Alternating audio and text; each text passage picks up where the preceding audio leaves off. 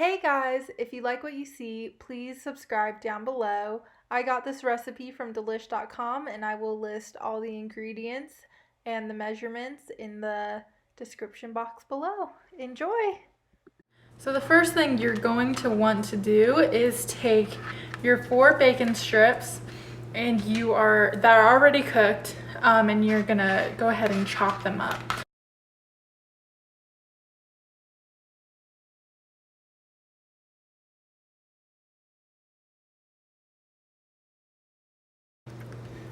So that's about as thick as I'm going to have them. Like I said, I like a little bit of the thicker chunks, and that's how we'll keep them.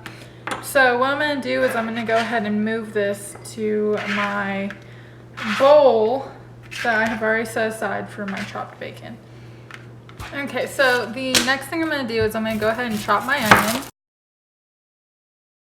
I am only going to use 1/4 of it.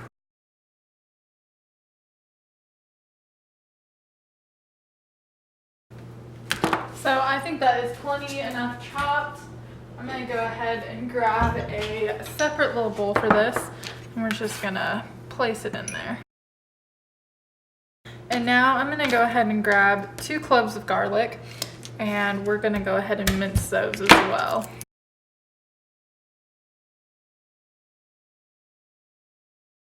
This is just a personal preference. You don't have to do this, but I like to cut off the butt right here. I don't know what the actual term for it is. I just call it butt. So I take those off. So you can do it one way. You can do it this way. So where you just chop it up, or you can use, which is my personal favorite, I'm gonna go ahead and grab it, is a mincer. So I have this one where you simply put the garlic in the top.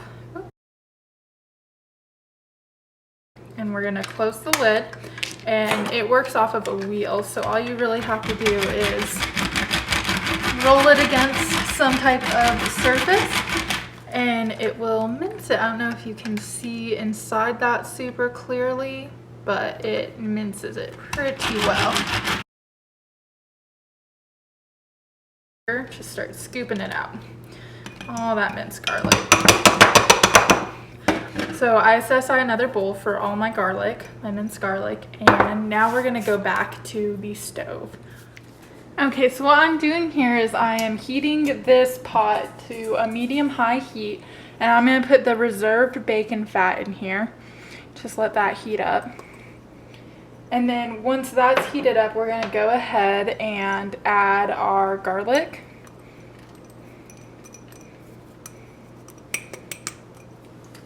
And our onions.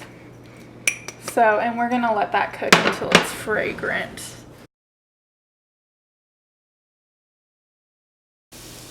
Okay, so now it is pretty fragrant. It smells great. We love garlic in this house. So I'm gonna go ahead and add the ground beef. So we're gonna cook this for about 5 to 6 minutes. Just chop it up there until it is no longer pink.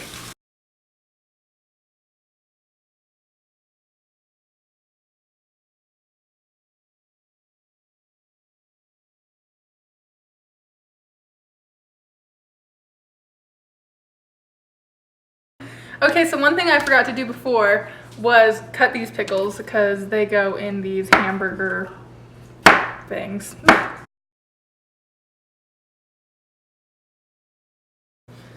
Okay, so here's the pickles chopped up. I'm just gonna move this to the side right quick. And what you need to do next is get a cookie sheet right here and line it with parchment paper. So that's what I did here, and what you're gonna do is you're gonna go ahead and open your biscuit can.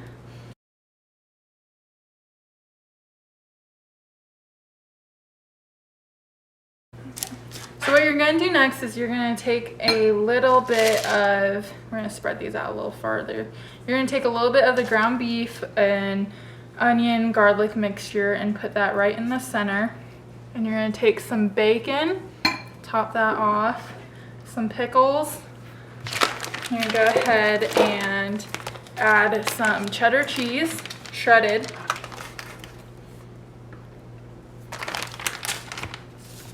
and your mustard. So what you're going to do from this point is you're going to take the biscuit together and you're going to pinch it around all your ingredients. Got some mustard there. This is kind of a messy process. I didn't think it would be this messy when I started. But you're going to pinch it together so it looks like a little dumpling. So, like so. And now I'm going to do the other 7. And we're just going to fast forward through that part.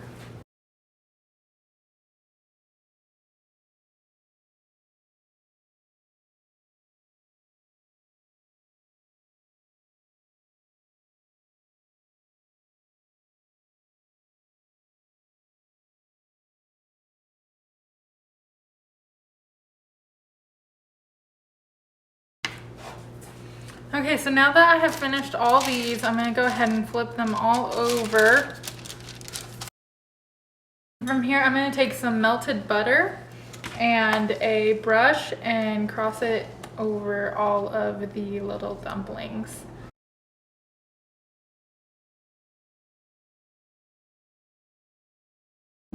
Okay, once they are covered in butter, you're going to go ahead and take some sesame seed and just sprinkle it across the top to make it hamburger-like.